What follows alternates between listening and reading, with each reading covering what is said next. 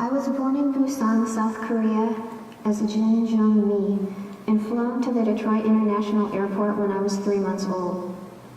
As a transnational adoptee who was surrendered at birth, I grew up without any genetic mirrors. I spent a lot of time as a girl staring into actual mirrors, or books, or a television screen, looking for something in the reflection, in other people's words and images that I had no idea how to name. Now I know that I was searching for myself. Metaphors, signifiers, and symbols are all such a literary way of understanding the self and the world, but they are what I know. Jacques Derrida infamously said that the world is a text, and analogously the self is also a text. At least that's how I have lived. My birth story goes something like, my father was a fisherman who lost his arm in a boating accident, and the family was poor and already had twin sons they couldn't feed, so they gave me up for adoption because they wanted me to have a better life. That's how I ended up with my parents, or so my mother used to tell me. When I was old enough to question it, I found that my child's report from Holt Social Services officially says, reason for relinquishment. The natural father had his right arm amputated due to a ship collision. The natural mother was bringing up 2 twin sons aged 1 in severely poor condition. In no condition to maintain their livelihood, the natural parents came to have the unplanned baby. They said they would not take the baby back in the future. They wished her to be adopted into a sound home.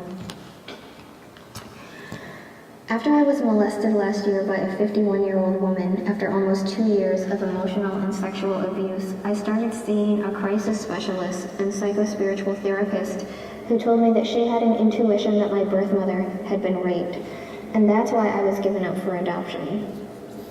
Maybe there's no way to verify it, but the moment she said it, I felt like I could breathe for the first time in 32 years of living.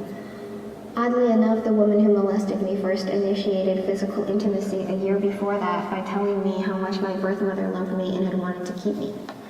She said that my mother had been forced to give me up against her will because of a sexual scandal.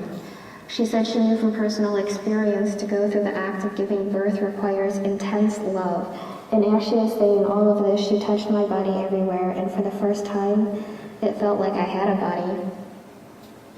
Sometimes I feel like my entire existence is defined by not knowing. Maybe I have twin brothers a year older than me, though it is equally possible I do not.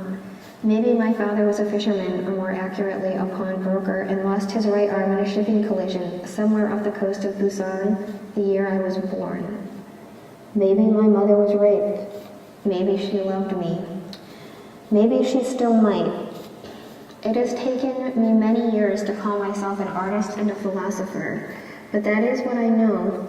My inquiry is part origin story, part trauma narrative, part academic love letter, and part philosophical treatise on the very inner workings, aesthetic renderings, and artistic expression of being human. It is also a creative exploration of my own desire to know everything.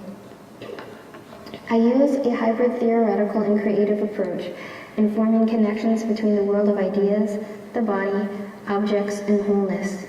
The purpose of art, to my mind, is to transform and connect the individual and the social world. It is about living inquiry.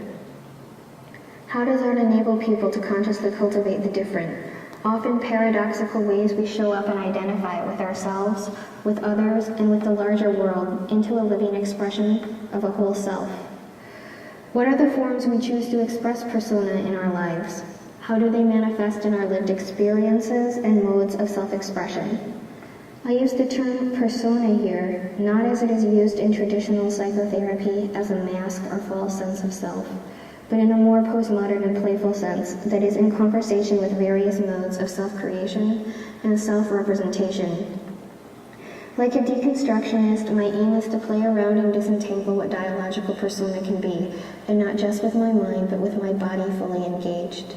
It is my desire to not merely turn my life into art or art into life, but to find the living expression of that art for myself and for others.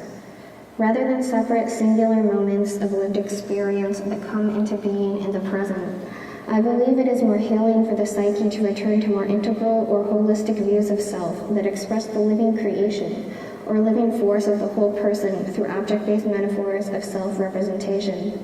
My inquiry is placed within a complex cosmology of self, object, world, and the interrelationships between them. At its roots lie the existentialist question of the meaning of being, personal trauma healing, embodiment, the dialogical self, and how objects appear to us through our senses.